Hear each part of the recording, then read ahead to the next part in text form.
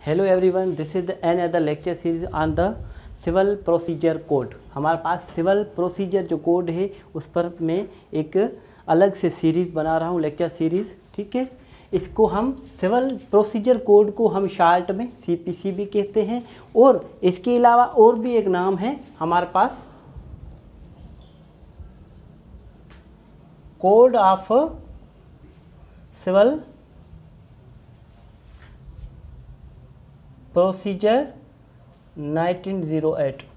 इसको ऐसे भी लिखते हैं, इसको सिविल प्रोसीजर कोड 1908 भी कहते हैं, और इसको शॉर्ट में हम सीपीसी भी कहते हैं।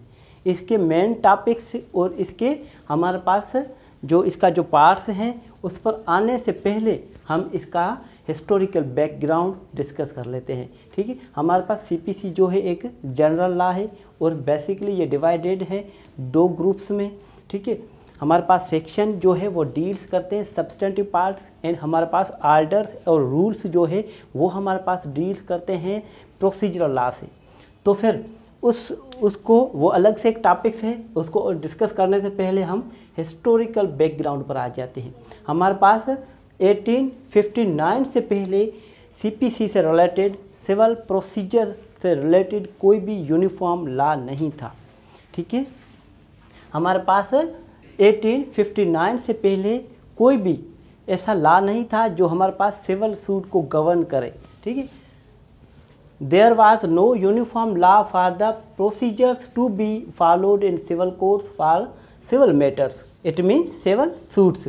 मगर हमारे पास 1859 में फर्स्ट टाइम इन 1859 यूनिफॉर्मिटी दी गई, किसको?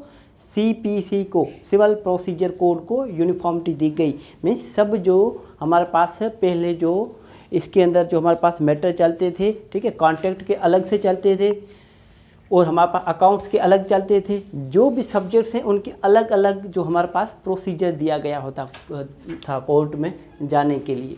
मगर फर्स्ट टाइम 1859 में इसको यूनिफॉर्मिटी दी गई, एक ही कोड बना दिया गया कि हमारे पास होल ऑफ इंडिया में यही हमारे पास अगर सिविल मैटर किसी भी टाइप्स का होगा तो इस पर यही एप्लीकेबल होगा, CPC.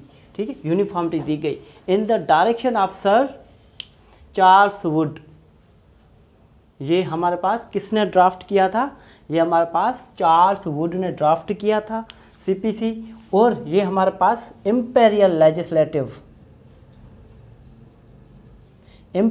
Legislative council of India में इन्होंने सबमिट करवाया, और इन्होंने सबमिट करवाने के बाद ये एक्ट इनेक्टेड हो गया, civil procedure code 1859, which received the assent of Governor General of India on 23rd मार्च 1859 को। हमारे पास एक जो है सीपीसी आ गया हमारे पास, वो कौन सा? सिविल प्रोसीजर कोड 1859, जो किसके सुपरविजन में बना था? ये जो बना था हमारे पास सर चार्ल्स वुड की सुपरविजन में। ठीक है, उसके बाद इसमें बहुत सारे डिफेक्ट्स थे। ठीक है, कोई भी कानून होता है ना, जब तक वो प्रोसीजर में नहीं आता है, ठीक है, जब तक वो नाफिज नहीं होता, जब तक वो हमारे पास लागू नहीं होता है, तब तक हम उसके डिफेक्ट्स और उसके जो हमारे पास बेनिफिट्स हैं, उसकी अच्छाइयाँ और उसकी बुराइयाँ हम कभी भी डिटरमाइन नहीं कर सकते। जैसे ये इनेक्टमेंट हुआ, इन्फोर्स हुआ, ठीक है, उसके बाद ये लगा कि ये तो हमारे पास क्या है, कंप्लीट नहीं है, इट इज़ नॉट एग्जॉस्टिव, और ये सिर्फ हमारे पास कहाँ एप्लीकेबल था? प्रेसिडेंसी टाउन्स और स्मॉल काज कोर्ट्स। हमारे पास जो स्मॉल काज कोर्ट्स थी उन पर ही ये एप्लीकेबल था, ये सुप्रीम कोर्ट तक एप्लीकेबल नहीं था। ठीक है, तो फिर क्या हुआ? ये हमारे पास जो सीपीसी है, सिविल प्रोसीजर कोड 1859 जो है रिपील हुआ। ठीक है, रिपील होने के बाद हमारे पास एक अनदर एक्ट आ गया। ठीक है, सिविल प्रोसीजर कोड हमारे पास 1879, ये कोड आ गया हमारे पास, ये फर्स्ट टाइम। ठीक है, ये हमारे पास फर्स्ट था सीपीसी, और ये हमारे पास सेकंड नंबर सीपीसी आ गया। ठीक है, सेकंड नंबर सीपीसी जो है उसमें भी बहुत सारे डिफेक्ट्स थे, ओमिशंस थे। फिर वो टाइम बाय टाइम अमेंडमेंट होता रहा, ठीक है। फिर ये सिविल प्रोसीजर कोड अमेंड हुआ 1878 में, ठीक है। और उसके बाद भी अमेंडमेंट हुई उसमें 1879 में। अमेंडमेंट और रिपेल में डिफरेंस है। अमेंडमेंट मीन्स जो हमारे पास लॉ है उसके अंदर थोड़ी सी क्या करना, हमारे पास उसमें अमेंडमेंट लेकर आना। मामूली मीन्स स्मॉल लेस,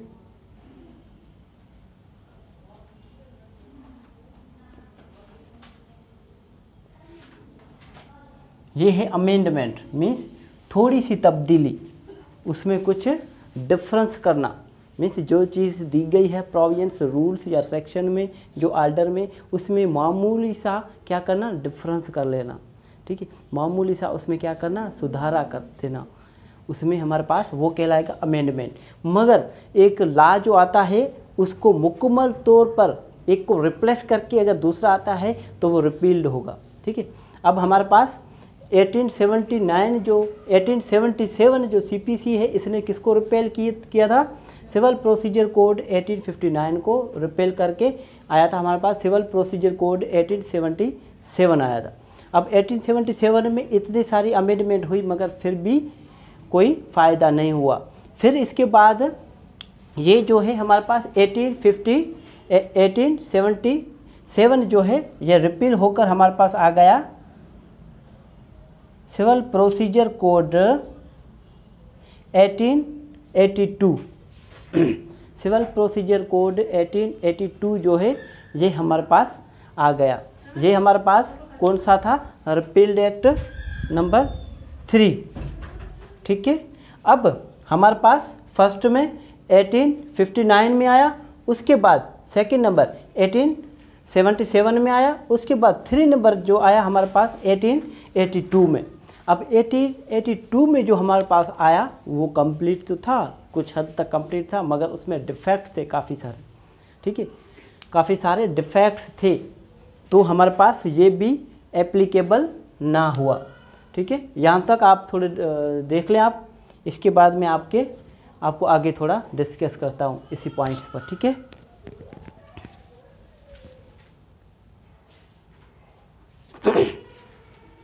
अब हमारे पास ये आपको यहाँ तक बात आपको समझ में आ गई 3 नंबर तक, ठीक है। CPC number 1, CPC number 2, CPC number 3।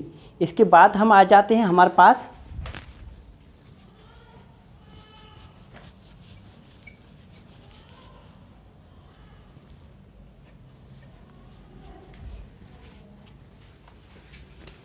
पास जो सीपीसी है सिविल प्रोसीजर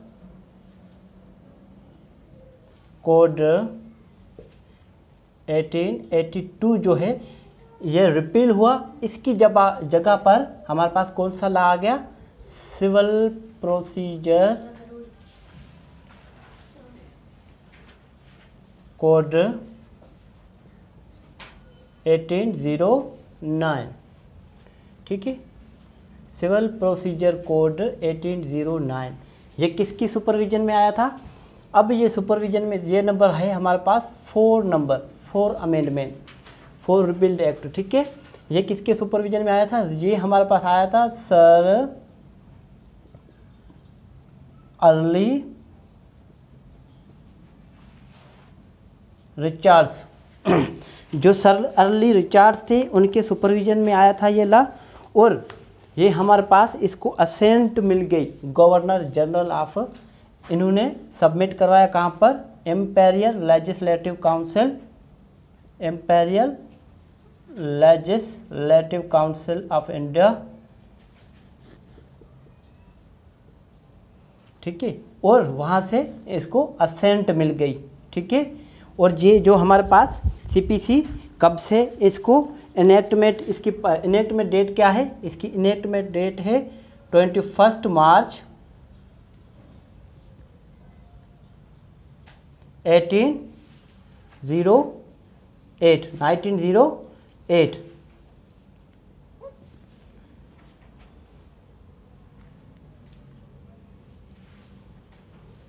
ये हमारे पास सीपीसी है 1908। सॉरी, ये हमारे पास 1908 CPC, ठीक है। ये किसके सुपरविजन में आया था? ये सर अर्ली रिचर्ड्स ने। सर अर्ली रिचर्ड्स ने जो CPC थी हमारे पास 1882 की, उसको अमेंड किया, उसको रिप्लेस किया, उसको रिपील्ड करके मुकम्मल तौर पर एक हमारे पास मुकम्मल और यूनिफॉर्म ला गया सिविल प्रोसीजर कोड 1908, ठीक है। ये जो हमारे पास इसकी पासिंग डेट है 21 मार्च 1908 और इसकी कमेंसमेंट डेट है 1 जनवरी 1909, ठीक है। अगर ऐसे याद ना हो तो आप ऐसे भी कह सकते हैं कि हैप्पी बर्थडे 1909, हैप्पी बर्थडे 1909, ठीक है। इसके बाद हम आगे चलते हैं। यहाँ तक तो आपको समझ में आ गई बात, ठीक है। इसके बाद हम चलते हैं हमारे पास CPC है क्या। दरअसल हमारे पास CPC क्या है, ठीक है। CPC is a general law, ठीक है। और CPC हमारे पास बेसिकली डिवाइडेड इनटू 2 पार्ट्स, ठीक है। Sections and orders. Sections basically deals with the substantive parts of the civil procedure code and our orders and the rules basically हमारे पास deals करते हैं प्रोसीजरल लॉ से।